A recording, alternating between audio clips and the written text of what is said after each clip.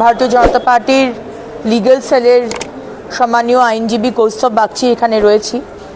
আমরা এখানে এসেছি কারণ আমাদের কার্যকর্তা ভাই বাপন এবং তার ভাই সৈকত তারা ক্যানিং পূর্বে থাকে। ইনি হচ্ছেন বাপন এবং সৈকতের বাবা।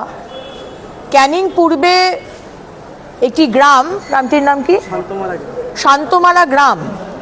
সেখানে বাপনের বাবা, যিনি আমার পাশে দাঁড়িয়ে আছেন, উনি জমি কিনে সেখানে বাড়ি করেছেন এবং সেই সমস্ত রেকর্ড আমাদের হাতে আছে। ওয়ারিসেন সূত্রে তারা সেই সম্পত্তি তার বাবা বানিয়েছেন। দুদিন আগে সেখানকার, আপনি জানেন ক্যানিং পূর্বের বিধায়ক হচ্ছেন শওকত মোল্লা মহাশয়। টিএমসির হারমাদ বাহিনী সেইখানে এসে আজকে বাপন এবং সৈকতের স্ত্রী, তাদের মা, তাদেরকে প্রচণ্ড মারধর করে এবং কয়েক মাসের শিশু, আমি তাকে সামনে আনছি না ক্যামেরা, যদিও বা তিনি এখানে, বাচ্চাটি এখানেই আছে, তাকে ছুঁড়ে ফেলে দেওয়া হয়েছে এবং গলা টিপে ধরে হয়েছে। গলা টিপে তাকে মেরে দেওয়ার হুমকি দিয়েছে, গলা টিপেও ধরেছে। এটা হয়েছে পরশু দিনের ঘটনা। গতকাল প্রায় ৩০০ গ্রামের লোক তার বাড়ি ঘিরে, তারা বলছে যে বাড়ির সামনে যে জায়গাটা আছে, যেটা ওনার জায়গা, তার রেকর্ড আমাদের কাছে আছে। টিএমসির হারমাদ বাহিনী এসে বলছে সেইখানে আমরা পার্টি অফিস বানাবো। ভেবে দেখুন আজকে পশ্চিমবঙ্গ কোন দিকে যাচ্ছে। সেইখানে ৩০০-৩৫০ গ্রামের লোক ঘেরাও করে এনাদেরকে দরজা বন্ধ করে দিয়ে সামনে সিমেন্টের পিলার লাগিয়ে, অ্যাসবেস্টাস শীট লাগিয়ে তৎক্ষণাৎ তারা টিএমসির পার্টি অফিস বানিয়ে দিয়েছে। পুলিশ জীবনতলা থানায় বারবার ফোন করা সত্ত্বেও পুলিশ আসেনি। পুলিশ যখন এসেছে, পুলিশের সামনে তারা পার্টি অফিস বানাচ্ছে, পুলিশ দাঁড়িয়ে দেখছে। আজকে এইটা নিয়ে আমাদের পার্টির তরফ থেকে কৌস্তব বাগচি মহাশয় উনি কেস করবেন, কেসের কি করবেন সেটা উনি বলবেন। কিন্তু আজকে আপনাদের সামনে তুলে ধরতে চাই যে আজকে পশ্চিমবঙ্গের কি অবস্থা একবার দেখুন।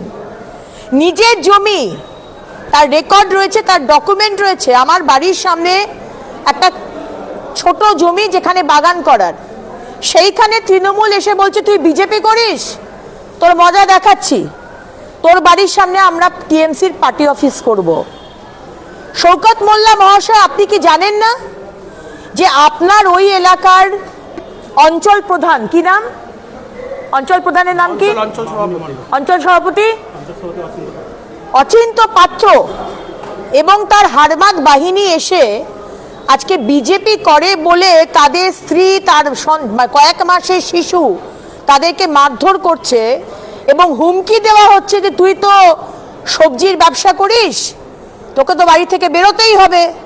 তোর ভাইয়ের তোদের দু ভাইয়ের স্ত্রীকে রাস্তায় টেনে এনে ধর্ষণ করা হবে।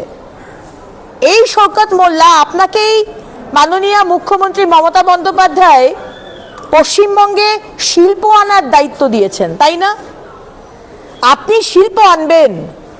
আপনার বিধানসভায় আপনি একজন বিধায়ক হয়ে কেউ একজন অন্য দল করে, স্পেশালি বিজেপি করে, বাকি দলরা তো টিএমসির সাথে সেটিং, বিজেপি করে বলে তার রেকর্ডের জমিতে আপনারা পার্টি অফিস বানাবেন। কি মামার বাড়ির আবদার পেয়েছেন? ভারতবর্ষ থেকে পশ্চিমবঙ্গ এখনো আলাদা হয়ে যায়নি, আপনারা ভুল করছেন। এখনো বাংলাদেশের অন্তর্গত হয়নি পশ্চিমবঙ্গ, যদিও বা মুখ্যমন্ত্রী খুব চাইছেন।